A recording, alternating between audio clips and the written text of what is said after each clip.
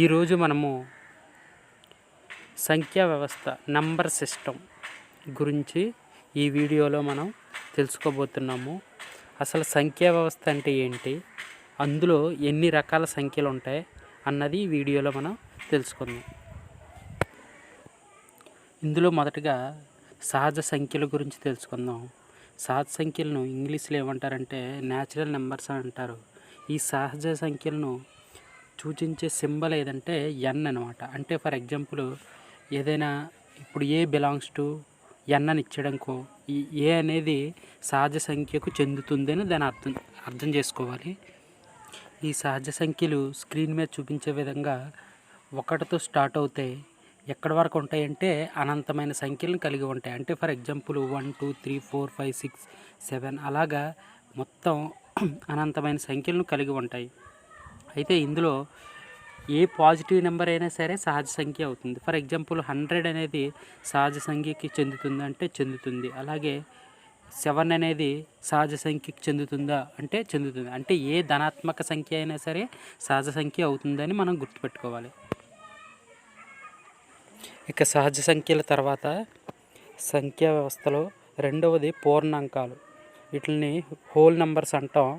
ఈ whole నెంబర్స్ని W అనే లెటర్తో మనం డినోట్ చేస్తూ ఉంటాం, అంటే సూచిస్తాం. అయితే ఇప్పుడు సహజ సంఖ్యల సమితికి 0ని యాడ్ చేసాం అనుకోండి, అంటే 0ని కలిపితే చాలు అవి హోల్ నెంబర్స్ కింద మారుతాయి. అంటే ఇప్పుడు సహజ సంఖ్యలో 1 2 3 4తో స్టార్ట్ అవుతాయి కదా, ఇప్పుడు హోల్ నెంబర్స్ ఎక్కడితో స్టార్ట్ అవుతాయి అంటే 0తో అనమాట. అంటే 0 ఒక్కటి మాత్రమే యాడ్ అవుద్ది దానికి ఎక్స్ట్రాగా. అంటే సహజ సంఖ్యల సమితికి 0 యాడ్ చేస్తే అవి ఏ నెంబర్స్ కింద మారుతాయి, హోల్ నెంబర్స్ అంటాం. వీటిని పూర్ణాంకాలు అంటాం. గుర్తుపెట్టుకోండి, మొదటిది సహజ సంఖ్యలు, రెండవది వచ్చేసి పూర్ణాంకాలు. ఇంకా నెక్స్ట్ది వచ్చేసి పూర్ణ సంఖ్యలు. వీటిని ఇంటీజర్స్ అంటాం. వీటిని జడ్తో సూచిస్తారు. ఈ పూర్ణ సంఖ్యల్లో మళ్ళీ 2 రకాలు ఉంటాయి. ఏంటంటే ధనపూర్ణ సంఖ్యలు, రుణపూర్ణ సంఖ్యలు. ధనపూర్ణ సంఖ్యల్ని పాజిటివ్ ఇంటీజర్స్ అని, రుణపూర్ణ సంఖ్యల్ని నెగిటివ్ ఇంటీజర్స్ అని అంటారు. ఒకసారి ఏవేవి ఎలాగుంటాయో ఒకసారి చూద్దాం. ఈ పూర్ణ సంఖ్యలు వచ్చేసి -∞ స్టార్ట్ అయ్యి -4 -3 -2 -1 0 1 2 3 4 సో ఆన్ ఇన్ఫినిటీ. అలాగే -∞ స్టార్ట్ అయ్యి పాజిటివ్ ఇన్ఫినిటీ వరకు ఉంటాయి అన్నమాట. అంటే ఇవి కూడా అనంతమైన సంఖ్యలే అయినప్పటికీ ఇవి రుణపూర్ణ సంఖ్యలని, ధనపూర్ణ సంఖ్యలు అంటే రుణ సంఖ్యలు కలిగి ఉంటాయి, ధన సంఖ్యలు కలిగి ఉంటాయి. అలాగే రుణపూర్ణ సంఖ్యలు, ధనపూర్ణ సంఖ్యలతో పాటు 0ని కూడా కలిగి ఉంటాయి అన్నమాట. 0 మధ్యలో ఉంటుంది. ఇక్కడ కొందరికి ఒక డౌట్ ఉంటుంది. అయితే కొందరు అంటే చాలా తక్కువ మందికి అనమాట ఆ డౌట్ క్లారిఫై చేసుకోలేరు. ఏంటంటే ఆ డౌటు అంటే నా స్టూడెంట్ నన్ను అడిగాడు కాబట్టి నేను చెప్తున్నాను. ఇప్పుడు మైనస్ వాల్యూస్ వస్తాయి కదా, ఇప్పుడు -4 -3 -2 -1 0 వచ్చింది కదా, అక్కడ తను ఏం చెప్పాడంటే సార్ అక్కడ మరి -0 రాదా అని అడిగారు అనమాట. అయితే ఆ 6th క్లాస్ అబ్బాయికి తెలియదు కాబట్టి అడిగాడు. అలాంటి డౌట్లు ఏమీ పడవలసిన అవసరం లేదు. -0 +0 అని 2 రకాలు ఏముండవు. 0 అంటే ఒకే వాల్యూ ఉంటుంది, అది ఒకటే విలువ ఉంటుంది అనమాట. ఓకే, పూర్ణ సంఖ్యల్లోని ధనపూర్ణ సంఖ్యలు పాజిటివ్ ఇంటీజర్స్ గురించి తెలుసుకుందాం.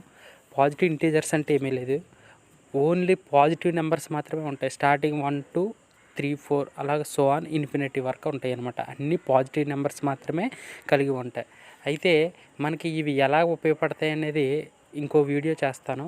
ప్రస్తుతానికి మీకు అర్థం అవడం గురించి చెప్తాను. మనకి లెక్కల్లోని కొన్ని దగ్గరలో 2 ధనపూర్ణ సంఖ్యల మొత్తము, లేకపోతే 2 ధనపూర్ణ సంఖ్యల లబ్ధము అని పదాలను ఇస్తాడు. అప్పుడు అక్కడ ధనపూర్ణ సంఖ్యలు అనేటప్పటికి చాలామందికి కన్ఫ్యూజన్ ఉండొచ్చు, ఏంటి అని. ఇలాంటి ఇప్పుడు ఈ నెంబర్స్ తెలిసాయనుకోండి మనకి అక్కడ ఆ కన్ఫ్యూజన్ అనేది ఉండదన్నమాట.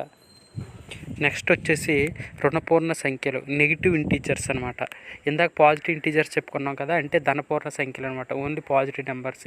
రుణపూర్ణ సంఖ్యలకు వచ్చేసి ఏమీ ఉండవు, జస్ట్ నెగిటివ్, అన్ని మైనస్లే ఉంటాయి అనమాట. ప్రతి మైనస్ నెంబర్ కూడా ఏమవుతుందంటే రుణపూర్ణ సంఖ్య అవుతుందని గుర్తుపెట్టుకోవాలి మీరు. ఓకే, ఇప్పుడు ధనపూర్ణ సంఖ్యలకి రుణపూర్ణ సంఖ్యలకి తేడా తెలిసింది కదా. మనకి లెక్కల్లో కొన్ని ప్రాబ్లమ్స్ ఇస్తూ ఉంటాడు. ఏంటంటే ఇంటీజర్స్ని జెడ్ అనే అక్షరంతో మనం సూచిస్తాం కదా. సూచించినప్పుడు అక్కడ ఏం చేస్తారంటే -z +z అలా ఇస్తూ ఉంటాడు. A belongs to -z, A belongs to +z అని ఇస్తాడు. అంటే ఏ అనేది -zకి చెందుతుందంటే నెగిటివ్ ఇంటిజర్కి అంటే రుణపూర్ణ సంఖ్యకి చెందుతుందని గుర్తుపెట్టుకోవాలి అక్కడ. అలాగే ఏ బిలాంగ్స్ టు z అన్నాడు అనుకోండి, ఏ అనేది పూర్ణ సంఖ్యలకు చెందుతుందని గుర్తుపెట్టుకోవాలి. అలాగే z+ అని వేసాడు అనుకోండి, ఏ అనేది పాజిటివ్ ఇంటిజర్స్ అంటే ధనపూర్ణ సంఖ్యలకు చెందుతుంది అనేది అక్కడ మనం జస్ట్ ఆ సింబల్ ద్వారా మనం ఐడెంటిఫికేషన్ చేసుకునేటట్లు గుర్తుపెట్టుకోవాలన్నమాట. ఇవి అకర్ణీయ సంఖ్యలు, రేషనల్ నెంబర్స్. ఈ రేషనల్ నెంబర్స్ అంటే p/q రూపంలో రాయగలిగే సంఖ్యలను అకర్ణీయ సంఖ్యలు అంటారు. ఉదాహరణకు 1.234 √9 3/5 అని ఇలాంటి నెంబర్స్ అనమాట. అంటే ఎలా అంటే ఇప్పుడు ఏ సంఖ్య అయినా సరే అకర్ణీయ సంఖ్య రూపంలోనే ఉంటుంది అనమాట. అంటే ఫర్ ఎగ్జాంపుల్ ఇప్పుడు 7 అని ఉందనుకోండి, ఆ 7 అని ఉన్నప్పుడు మనం 7/1 అని కింద రాసుకుంటే అది p/q రూపంలో ఉన్నట్టే కదా. అలాగే ఇప్పుడు 10.5 అని ఉందనుకోండి, ఫర్ ఎగ్జాంపుల్ 10.5ని 105/10 కింద రాసుకోవచ్చు కదా. అంటే ఏ సంఖ్య అయినా సరే అకర్ణీయ సంఖ్య అవుతుందని గుర్తుపెట్టుకోవాలి మీరు.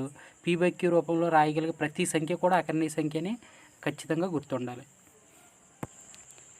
భిన్న రూపంలో ఉండే ప్రతి సంఖ్య కూడా p/q రూపంలో ఉన్నట్టు అది అకర్ణీయ సంఖ్య అవుతుందని గుర్తుపెట్టుకోవాలి. నెక్స్ట్ √9 అని ఇచ్చాను కదా. ఇప్పుడు √9కి ఎగ్జాక్ట్ వాల్యూ ఉంది 3 అని, 3 వచ్చింది కాబట్టి అక్కడ అవుతుంది. అలానే √2, √3, √5 ఇలాంటి నెంబర్స్ కావు. ఎందుకు కావు అంటే వాటికి ఎగ్జాక్ట్గా రూట్ వాల్యూ ఉండదు అని గుర్తుపెట్టుకోవాలి మీరు. వీటికి సపరేట్గా లెసన్స్ ఉంటాయి 8th, 9th క్లాసుల్లో. అందులో నేర్చుకుంటే మనకి కంప్లీట్గా ఈ అకర్ణీయ సంఖ్యలు కానీ నెక్స్ట్ చెప్పబోయే సంఖ్యలు కరణీయ సంఖ్యలు కానీ వీటి గురించి క్లారిఫై ఫుల్గా అవుతుంది. ఇక్కడ నేను జస్ట్ ఇంట్రడక్షన్స్ మాత్రమే ఇస్తున్నాను. ఇంకా నెక్స్ట్ వచ్చేసి కరణీయ సంఖ్యలు, ఇర్రేషనల్ నెంబర్స్ అంటాం. p/q రూపంలో రాయలేని సంఖ్యలను ఏమంటారంటే కరణీయ సంఖ్యలు అంటారు. అంటే భిన్న రూపంలో రాయలేని సంఖ్యలు ఉంటాయి కదా. అంటే ఇప్పుడు p/q XYZ ఆ ఫామ్లో రాయలేని నెంబర్స్ ఏమైనా ఉంటే వాటిని మనం ఏమంటామంటే కరణీయ సంఖ్యలు అంటాం. అయితే ఈ కరణీయ సంఖ్యలు ఎలా ఉంటాయంటే ఉదాహరణకి ఇక్కడ చూడండి ఒకసారి √2, 1.234 అని ఇచ్చాను కదా. అంటే ఇక్కడ 234 అనేది రిపీట్ అవుతూ ఉంటుంది అనమాట, ఎండ్ అవ్వదు ఎక్కడైనా, అందుకే మనం అక్కడ డాట్స్ పెట్టేస్తాం. అలాగే 1.9 అని చూడండి, 1.9 ఇక్కడ 9 బార్ ఉంది అక్కడ పైన, అంటే 1.9 బార్ అనేది కూడా కరణీయ సంఖ్య అవుతుంది. ఎందుకంటే ఆ 9 అనేది రిపీట్ అవుతూ ఉంటుంది అనమాట, దానికి అంతం అనేది ఉండదు. కాబట్టి ఇలాంటి సంఖ్యలన్నీ కూడా ఏమవుతాయంటే కరణీయ సంఖ్యలు. ఓకే ఫ్రెండ్స్, డిస్క్రిప్షన్లోని ఒక లింక్ పెడతాను, ఆ లింక్ పైన క్లిక్ చేస్తే మీకు ఆన్లైన్ టెస్ట్ ఓపెన్ అవుతుంది. అది ఎప్పుడైనా ఎన్నిసార్లైనా రాసుకోవచ్చు. ఆ టెస్ట్ రాసి మీకు ఎంత బాగా వచ్చిందన్నది టెస్ట్ చేసుకోండి. సరిగ్గా రాకపోతే మళ్ళీ ఒకసారి వీడియోని చూసి ఆ టెస్ట్ రాయండి, మీకు బాగా వస్తుందని ఆశిస్తున్నాను.